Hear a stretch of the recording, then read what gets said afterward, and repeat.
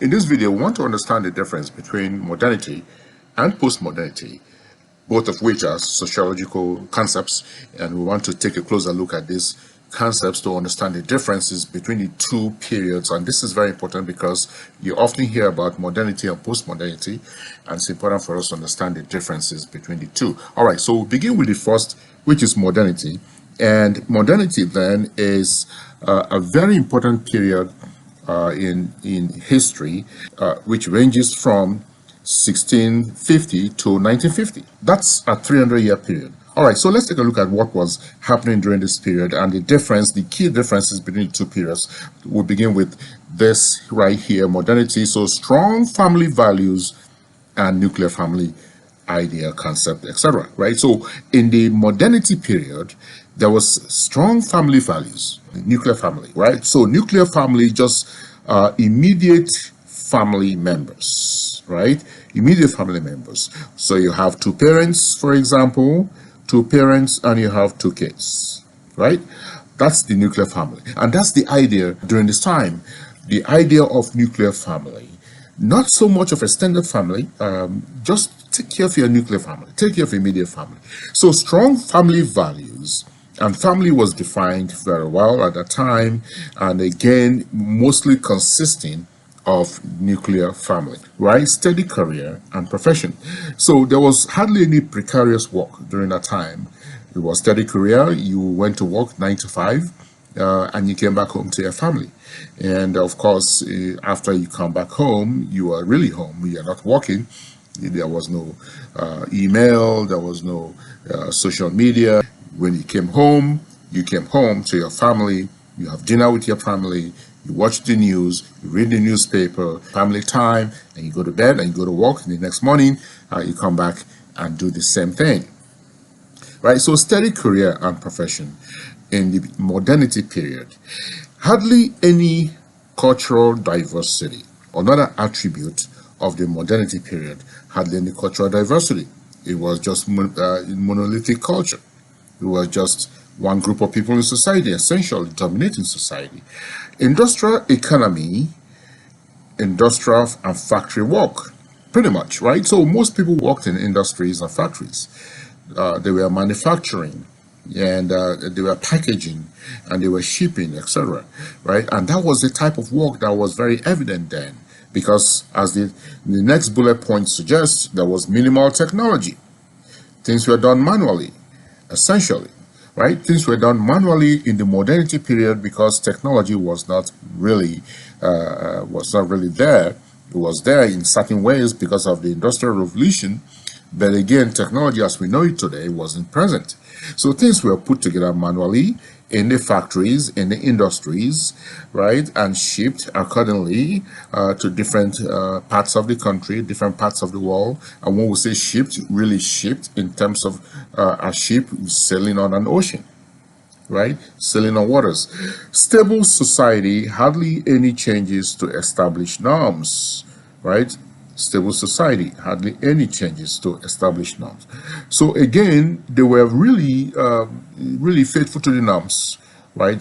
During this time, the norms in society about work, about family, about school, about structure, societal structure, about family relationships and so forth, they really stuck to it, right? So hardly any changes to establish norms. Capitalism and urbanization were really at the forefront in this period. Capitalism, making sure that you have free market, urbanization, cities, sprawling, and the people moving to cities from the rural areas, and the people actually working in the cities, right, and making a home in the city, and building their families in the city, etc. And capitalism reigning supreme, right, during this period.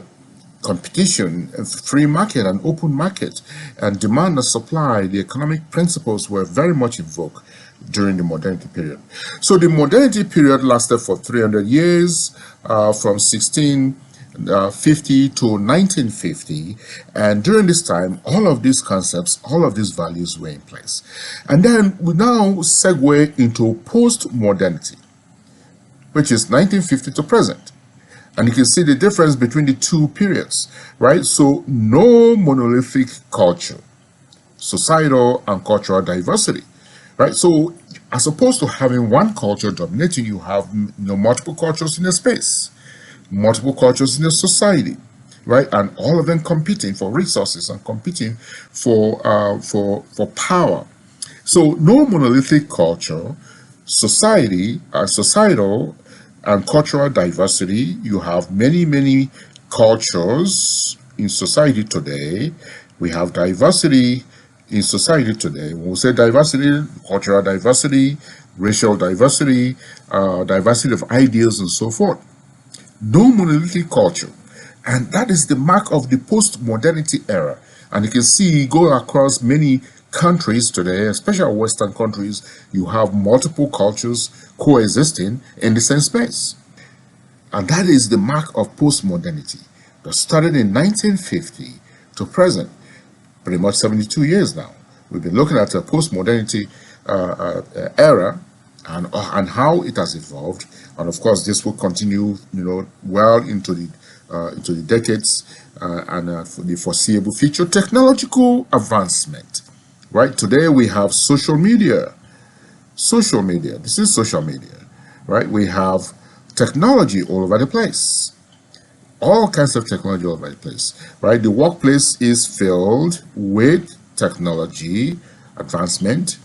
People working from home, for example, right?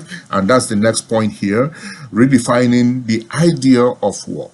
It's no longer 9 to 5, right? It's 24 hours now. People are working around the clock. They get emails at 10 o'clock at night.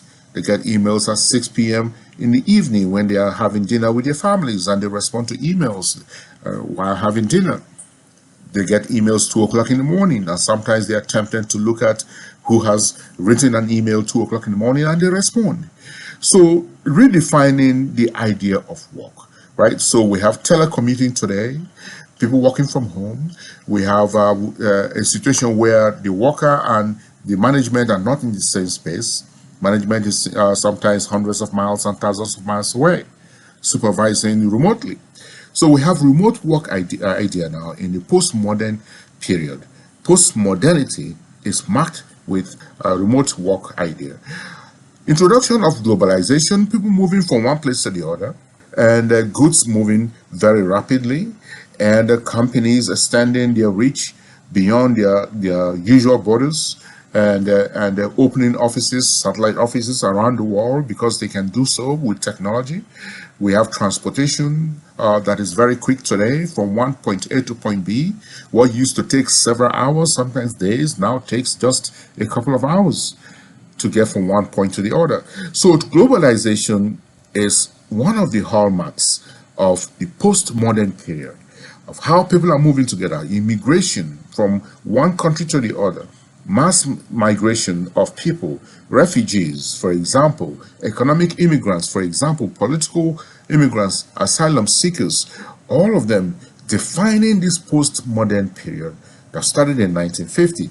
Consumer economy, people buying, a lot of activities in the economy, people buying and consuming products, buying houses, cars, and items, equipments, and kitchen equipments, and furniture, and what have you.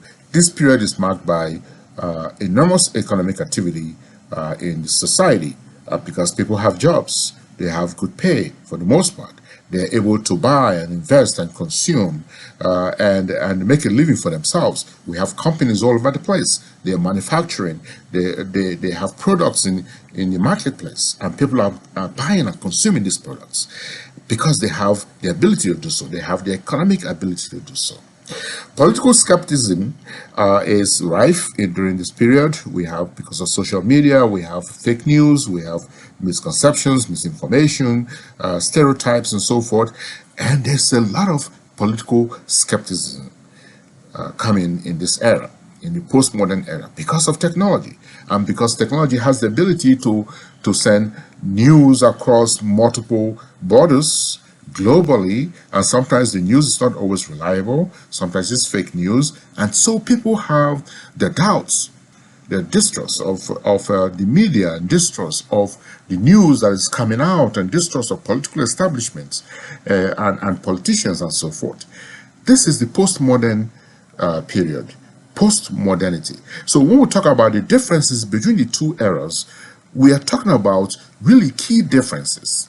Key differences between two eras marked by technological difference, cultural differences, industrial revolution, marked by norms, marked by consumerism and capitalism and so forth. So here we have modernity, 1650 to 1950, a 300-year period marked by strong family values, nuclear family value idea, steady career. So here we have, let's get rid of this here. So here we have modernity lasting a 300-year period from 1650 to 1950, marked by strong family values, the nuclear family concept, steady career, hardly any precarious work, hardly any cultural diversity. You have just monopoly, cultural monopoly, industrial revolution, economy. Most people worked in a factory, worked in industries, manufacturing, packaging, minimal technology. Most things were done manually. Stable society, hardly any changes to established norms in terms of family, in terms of society, in terms of relationships, in terms of how family relates to family, in terms of how employee relates to the employer, etc. Capitalism and urbanization were rife during this time. Free market economy, supply and demand, the economic principles all in place. And then we move to the post-modernity period, 1950 to present. No monolithic culture, societal and cultural diversity.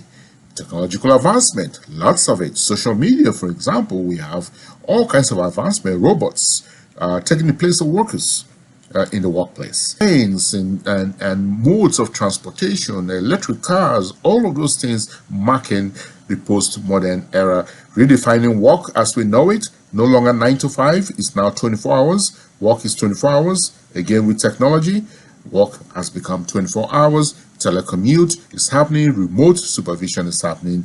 Introduction of globalization, movement of people across borders, transportation, very quick now, getting from point A to point B.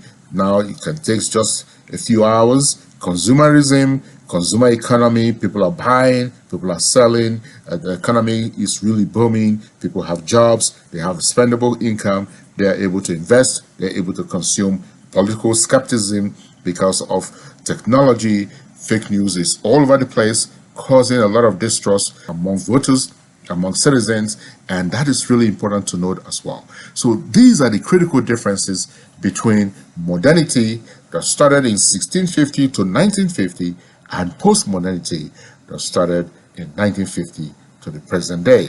These are sociological concepts that are very, very important to understand today.